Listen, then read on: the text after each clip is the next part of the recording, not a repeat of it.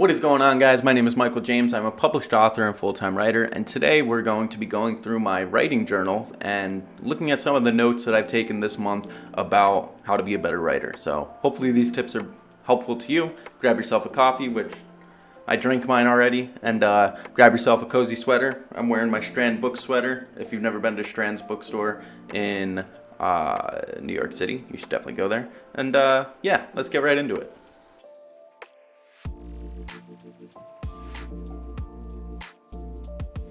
Alright, so as I said, we're going to be going through my writing journal. This is a journal I've been keeping and kind of just doing note-taking. And so I'm reading Christopher Vogler's The Writer's Journey. And I have already read a bunch of this, but I'm rereading it this year just so I could take notes on every single part that really sticks out to me and something I think that I would want to look back on. So hopefully this is beneficial to you because I think a lot of these notes and this information can actually help you become a better writer, but also I think it would just be helpful to encourage you to be a writer yourself and to journal a little bit. Journal is really beneficial for you.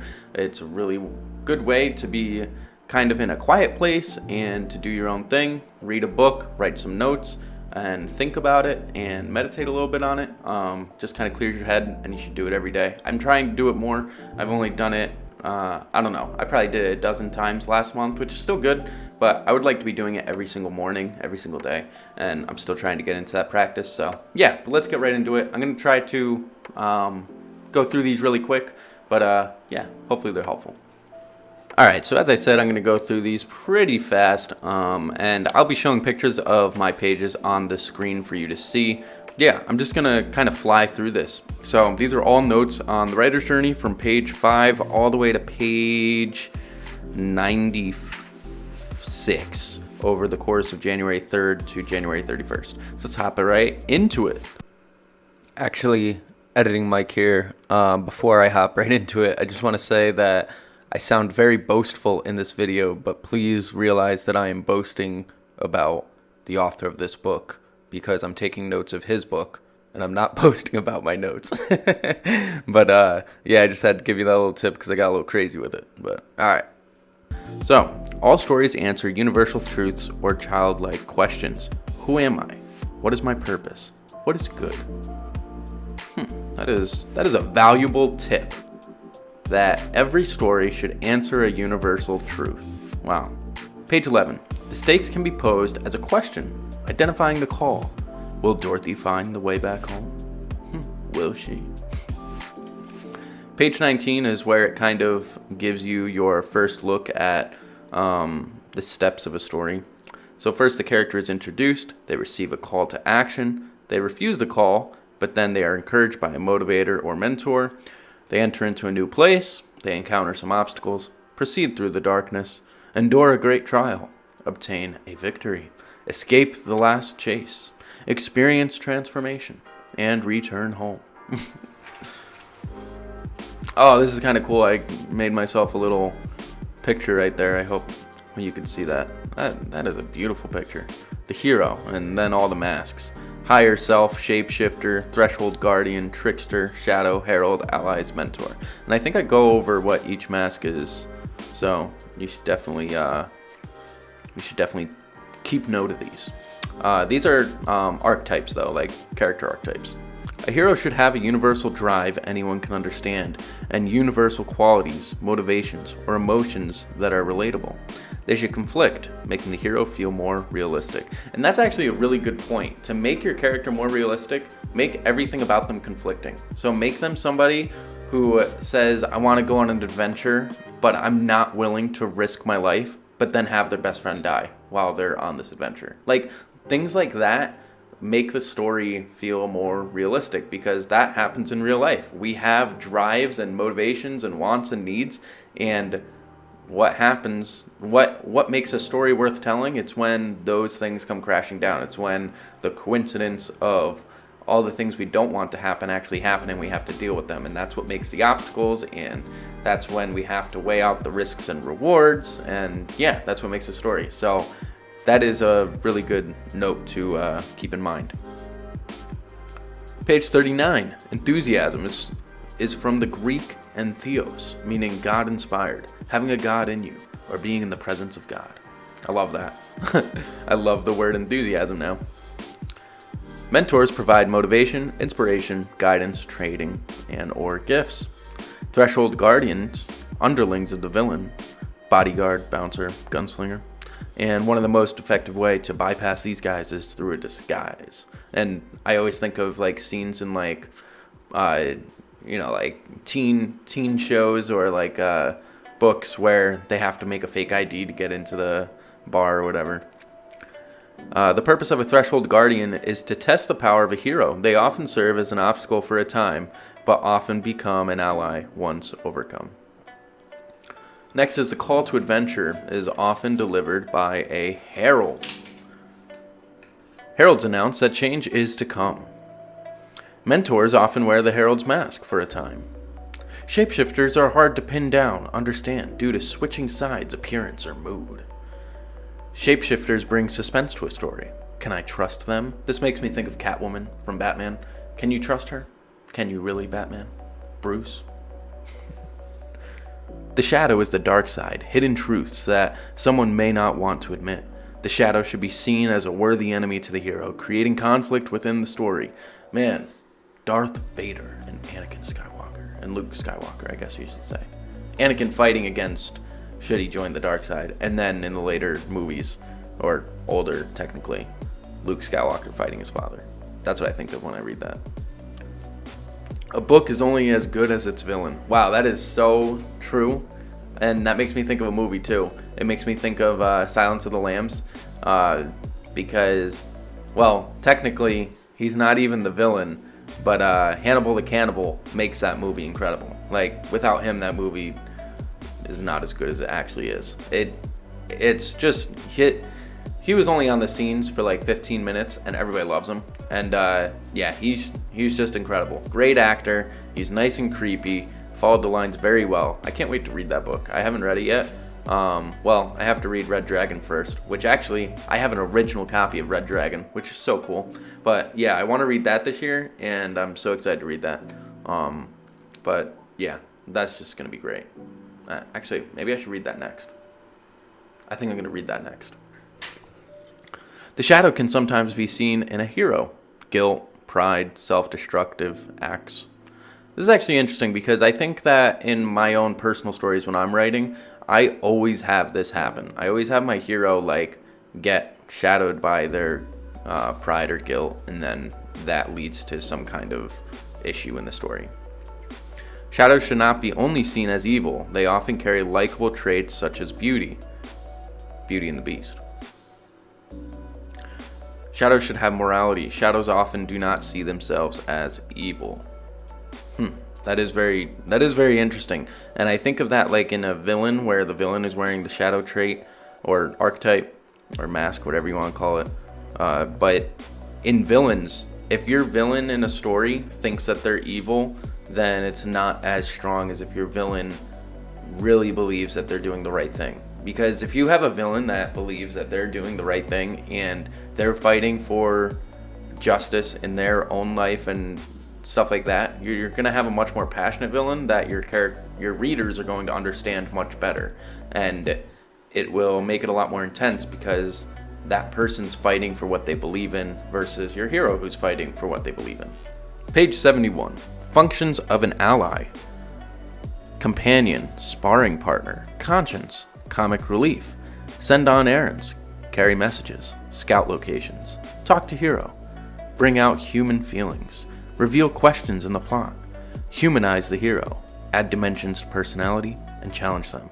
This is actually so important because if you have an ally that only is one-dimensional, a lot of times the reason they're only one-dimensional is because they only have one of these traits. So their only purpose is comic relief, or their only purpose is to reveal questions about the plot. And it's almost like they're either just a filler character or an info dumpster, or maybe I should say an info dumper.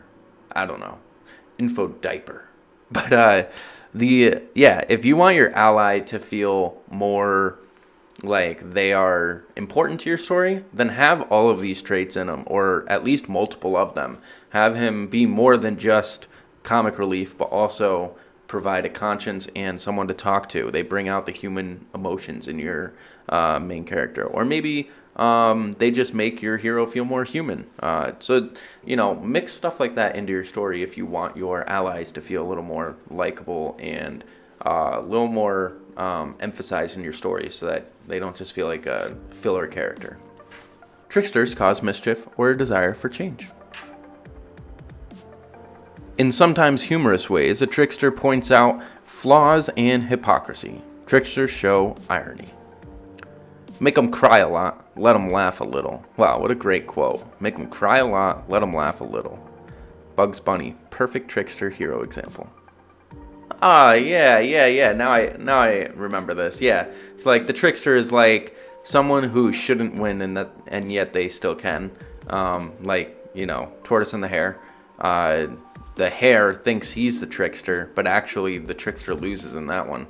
But that's kind of ironic. But then on the flip side, Bugs Bunny is the trickster that actually gets away with it because he is someone who shouldn't win and yet he does win because of all his tricks. Or Tom and Jerry is another example of a trickster. Sometimes a trickster can be outwitted, like the tortoise and the hare, like I just said. Put your audience in the right mood before they begin the story. Prologue, title, cover art, etc. That's actually really important too. Picking your title and your chapter titles, and like if you have page breaks or something like that, your first sentence really reveals what your story, how the story is going to progress from that point. And it's really important to make that clear to your reader because then they know how to feel. So if your first sentence says, something like, "It was a dark, stormy night," well, now the feeling of gloom and that theme of darkness is going to go with that chapter. But if you start talking about a loving romantic scene, it's going to be like, wait, that doesn't fit the thunderclouds I was just thinking of. You know what I mean? So try to have your story start off with a sentence or a chapter chapter title, that kind of tells your reader the theme. But also, even just before even picking up your book, the cover art should do the same thing. The advertisements, if you do advertisements for your story, should do the same thing. The title of your book should do the same thing. So yeah, that's a good note. The ordinary world is meant to contrast with the special world. Otherwise, the special world isn't special. Sometimes the special world can become ordinary. As time continues, special worlds become more ordinary as new special worlds replace them. Yes, that is an important note. Because think of something like Star Wars. If you have, the ordinary world be Tatooine for A New Hope, and then the special world is the galaxy, well then, Chapter 5, the galaxy is already the ordinary world now. So then they make like Cloud City, I think it's called, or whatever that place is called, the new special world. So yeah, you want to kind of have your special worlds slowly become more ordinary and new special worlds become the new special world.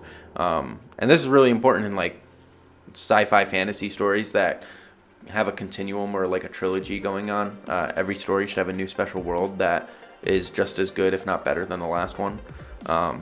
Yeah, that's really important. Page 88. Every good story poses questions about the hero. Dramatic questions hook the audience emotions. Every hero needs both an inner and outer problem. Audiences want to see characters deal with inner problems while reaching external goals. This is so important. I already talked about this, but your conflict should contradict, and specifically your inner conflict can contradict while the external conflict's going on. So, for example, inner conflict can be, I don't want anyone to die. That is something I'm not willing to risk on this adventure. And maybe they had a death in the past that's haunting them, and that's why they hate death. And then have a main character, like a side character that they're close with, die on the journey, and that's an obstacle they have to overcome, an external obstacle. So now they're dealing with the internal obstacle while dealing with that external obstacle. So things like that. Or maybe even not die, but maybe the side character's wounded and almost going to die, and they have to rush them to a hospital before they die. So like that is how you can make inner and external conflict really coincide and contradict and cause a lot of tension in your reader, and they're like, oh, like what's going to happen? First appearance of the hero should contrast with the rest of the story. It should also provide characteristics that give insight towards the coming obstacles. Heroes must be relatable. The intro of a book is also the intro of the hero. The hero should be easily identified as an equal with the audience in some ways. Yes, that is important. Some heroes have a wound or flaw from the past, like the wound of separation between God and man. Oh, I love that. I love that note. That is so good. I remember writing that now. That is a good note. The wound of the hero is what shows their vulnerabilities. The stakes must be revealed early on in the story. The ordinary world is where backstory and exposition usually take place. Backstory, the relevant information that got the character into the situation they're in. Exposition, gracefully revealing the backstory and other information about the plot. Don't show the author's hand through Harry the Explainer, a character whose one and only function is to tell the reader information the author feels necessary for them to understand the plot. That is a really good note. The info diaper I was talking about earlier in a story. You don't want that.